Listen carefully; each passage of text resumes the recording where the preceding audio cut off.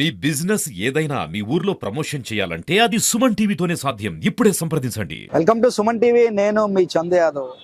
సేనతో సేనాని అనే అంశంతో విశాఖపట్నంలో జనసేన పార్టీ విస్తృత స్థాయి సమావేశం అయితే అంగరంగ వైభవంగా జరుగుతుంది. దీనికి సంబంధించి ఆంధ్ర రాష్ట్రంతోనే కాదు, పక్క రాష్ట్రం ఏదైతే ఉందో తెలంగాణ నుంచి కూడా అధిక సంఖ్యలో నాయకులు కార్యకర్తలు కూడా హాజరయ్యారు. దీనికి సంబంధించి ఈరోజు ఏదైతే ఉందో విశాఖ వైఎంసీఏ దగ్గర పూర్తి స్థాయిలో కేడర్తోనే ముఖ్యమైన నాయకులందరితో కూడా సమావేశాలు అయితే నిర్వహిస్తున్నారు. ఈ సమావేశాల్లో పవన్ కళ్యాణ్ నిర్విరామంగా కార్యకర్తలందరితో కూడా మాట్లాడే ప్రయత్నం అయితే చేస్తున్నారు. దీనికి సంబంధించి తెలంగాణ రాష్ట్రం నుంచి కొంతమంది జనసేన ముఖ్య నాయకులు కూడా ఏదైతే ఉందో విశాఖకు విచ్చేశారో, విశాఖకు విచ్చేసి తమ అధినాయకుడు ఎవరైతే ఉన్నారో పవన్ కళ్యాణ్ని కలిసి మాట్లాడడం కూడా జరిగింది. అసలు వీరి యొక్క ఏంటి, అసలు ఎందువల్ల వీరు విశాఖపట్నం వచ్చిన నాయకులతో ఏం మాట్లాడారు, ఎట్లా మాట్లాడారు, తెలంగాణలో పార్టీ ముందుకు వెళ్ళే అవకాశాలు ఉన్నాయా లేవని అడిగి తెలుసుకునే ప్రయత్నం చేద్దాం. మహేందర్ రెడ్డి గారు, నమస్తే సార్.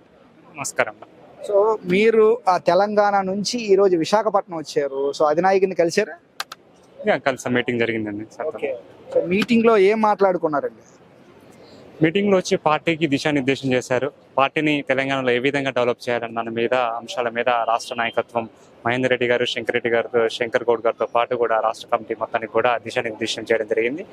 ఇంట్లో ఏంటంటే ఆంధ్రాలో ఏ విధంగా అయితే పార్టీని డెవలప్ చేస్తామో తెలంగాణ కూడా గ్రామ స్థాయి నుంచి రాష్ట్ర స్థాయి వరకు కూడా పార్టీని బలోపేతం చేయాలని దిశానిర్దేశం చేశారు. సో ఇప్పుడు ఆంధ్ర రాష్ట్రంలో అయితే జనసేన కూటమితో కలిపి ముందుకు వెళ్తుంది. తెలంగాణలో కూడా కూటమితో కలిపి ముందుకు వెళ్ళే అవకాశాలు ఉన్నాయా? సపరేట్ గా పోటీ చేసే అవకాశాలు ఉన్నాయా?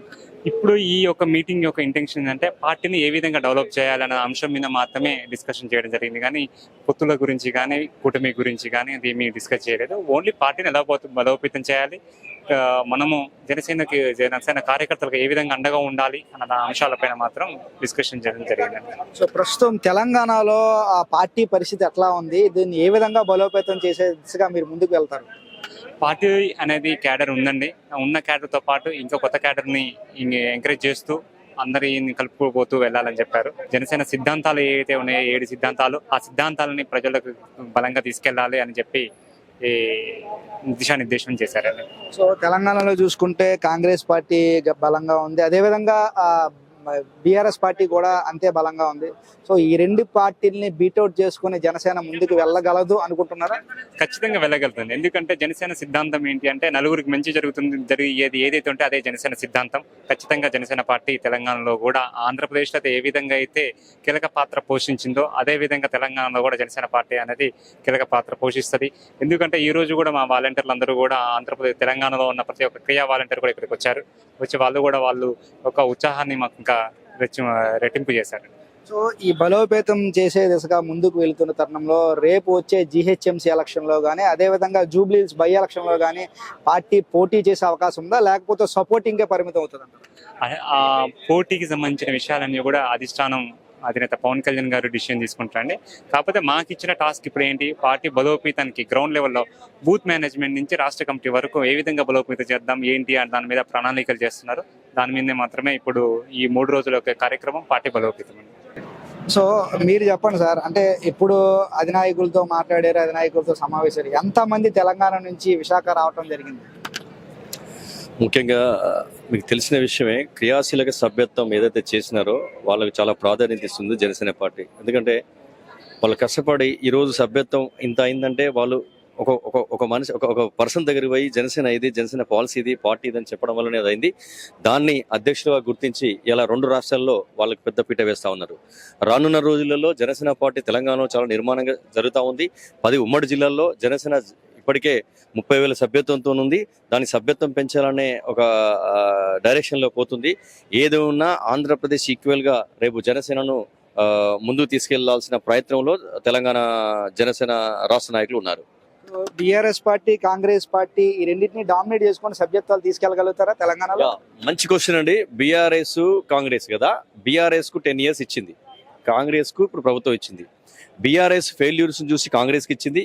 కాంగ్రెస్ 1 year కాకముందే కాంగ్రెస్ ఫెయిల్యూర్ ఏందో మా సర్వేలో తేలింది. ఎందుకంటే కొన్ని వాళ్ళు తప్పుడు నిర్ణయాలు ప్రజలకి ఇబ్బందిగా ఉన్నాయి కాబట్టి రానున్న రోజులలో ఎన్డీఏ ప్రభుత్వం బీజేపీ, టీడీపీ అండ్ జనసేన ముందుకెళ్తుంది. అందులో జనసేన చాలా ముందుగా ఉంది. ఎందుకంటే 2014లో తెలంగాణ స్టార్ట్ అయింది పార్టీ.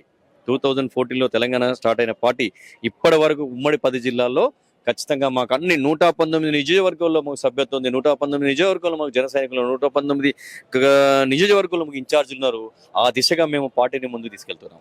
సో సభ్యత్వాలు ఏ విధంగా ఇప్పుడు అధినాయకులతో మాట్లాడారు, అధినాయకులతో మాట్లాడకుండా ఉన్నప్పుడు ఉన్న సభ్యత్వాలు ఇప్పుడు అధినాయకులతో మాట్లాడిన తర్వాత సభ్యత్వాలు వేగం పుంజుకునే అవకాశం ఉందంటారా? ఖచ్చితంగా అండి. ఎందుకంటే పార్టీ ఇక్కడ అధికారంలో ఉంది. ఇప్పుడు ఒకప్పుడు అధికారం లేనప్పుడు పనిచేసుకుంటూ ఇప్పుడు వచ్చినప్పుడు అధికారంలో ఉంది. దట్టు మేము ఇప్పుడు అంటే మాకు లాస్ట్ ఇయర్కి అంటే 2-3 ఇయర్స్ మా సభ్యత్వం పెరుగుతూ ఉంది.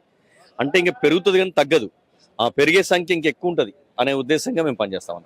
సో నాయకులు అది క్యాడర్ వరకు ఒకే సభ్యత్వాలు చేసుకుంటూ ముందుకు వెళ్తున్నాను. మరి నా క్యాడర్ నడిపించే ఆయా నియోజకవర్గాల్లో నాయకులు కూడా ఉన్నారా?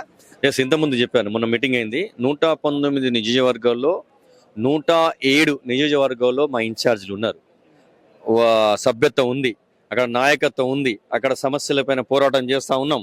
ఎందుకంటే కొన్ని గతం ఆర్టీసీ ఉద్యమం కావచ్చు, డ్రగ్స్ విషయం కావచ్చు, ఒక ఎల్బీ నగర్లో ఎల్బీ నియోజకవర్గంలో ఒక అమ్మాయి విషయంలో మైనర్ బాలిక పైన చాలా ఇలాంటి చెప్పుకుంటే చాలా ఉన్నాయని ప్రతి సమస్య పైన జనసేన అక్కడ ప్రభుత్వాన్ని క్వశ్చన్ చేస్తూ ఉంది. అక్కడ ఏదైతే అన్యాయం జరిగిందో దాన్ని క్వశ్చన్ చేస్తూ ముందుకెళ్తుంది పార్టీ. చివరిగా ఎంతమంది వచ్చారు సార్ మన తెలంగాణ నుంచి? ఎంతమంది వచ్చారు? ఎన్ని రోజులు ఇక్కడ ఉంటున్నారు? సో ఇప్పటి వరకు ఎందుకంటే క్రియాశీలక సభ్యత్వం ఈసారి మెసేజ్ డైరెక్ట్ ఏదైతే వాళ్ళు చేయించినారో సెంట్రల్ ఆఫీస్ నుంచి డైరెక్ట్ మెసేజ్లు అయినాయి. బహుశా 500 పైన ఉంటారు. 500 నుంచి 1000 లోపు ఉంటారు. 500 నుంచి 1000 మంది వరకు తెలంగాణ నుంచి ఇక్కడికి వచ్చారు. టెక్నికల్ ప్రాబ్లం వల్ల కొందరు మెసేజ్కి వెళ్ళాలి కానీ 500 పైన ఉంటారు. సో ఇది ప్రస్తుత పరిస్థితి ఏదైతే ఉందో, కాంగ్రెస్ అదే బీఆర్ఎస్ వైఫల్యం నుంచి కాంగ్రెస్ పుట్టుకొచ్చింది. కాంగ్రెస్ ఈరోజు పాలన సాధిస్తుంది. అదే కాంగ్రెస్ వైఫల్యాల ద్వారా రేపు పొద్దున ఏదైతే ఉందో కూటమి ప్రభుత్వం అధికారంలోకి వచ్చే అవకాశం 100% ఉంది. అందులో భాగంగానే 119 నియోజకవర్గాల్లో 107 నియోజకవర్గాలు అయితే పూర్తి స్థాయిలో ఇన్ఛార్జీలు ఉన్నారు. సభ్యత్వాన్ని బలోపేతం చేసుకుంటూ ముందుకు వెళ్తున్నాం. రేపు రానున్న రోజుల్లో తెలంగాణలో కూడా జనసేన జెండా, కూటమి జెండా ఎగురుతుంది అనడానికి 100% ఉంటుందని చెప్పి తెలంగాణ నుంచి వచ్చిన అధిక సంఖ్యలో నాయకులు అయితే చెప్తా ఉన్నారు. ఏదేమైనప్పటికీ కూడా తెలంగాణలో కూడా కూటమి ప్రభుత్వం అధికారం చేపట్టాలని అందరితో పాటు మనం కూడా కోరుకుందాం. చూస్తున్నానండి సుమన్ టీవీ వీడియో జర్నలిస్ట్ రవితేజతో చందు, సుమన్ టీవీ, విశాఖపట్నం.